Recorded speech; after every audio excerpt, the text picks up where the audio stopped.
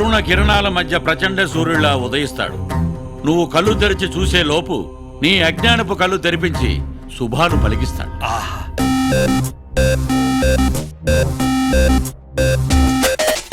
ఎవరేమడిగినా ఇవ్వాలి కదా, అందుకే దేవుడాడు.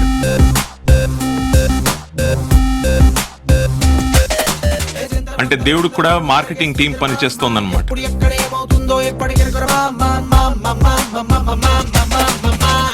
ఈ 50 లక్షలు తీసుకొని నైట్కి నైట్ ఈ స్టేట్ గోడ దుంకి జంప్.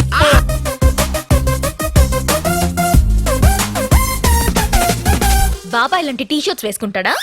టీ షర్ట్లు జొబ్బాలు మనుషులకమ్మా. భగవంతుడు ఏదన్నా వేసుకోవచ్చు, ఎలా అన్నా ఉండొచ్చు. అదిరే దడ పుట్టిందే వయసే గొడవెట్టిందే మతినే సడగొట్టిందే అసలేమై ఉంటుందే. దేవుడు 1000 కోట్లు కుమ్మేయచ్చు. మన ఎంపీలు ఎమ్మెల్యేలు బ్లాక్ మనీ ఎక్కడ దాచుకోవాలో తెలియక కొట్టు సాత్తున్నారయ్యా.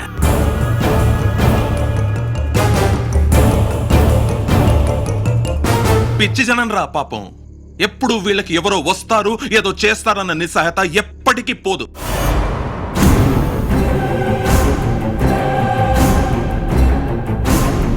ఇప్పుడు నేను దేవుడిని, నేనేం చెప్తే అది జరుగుతుంది.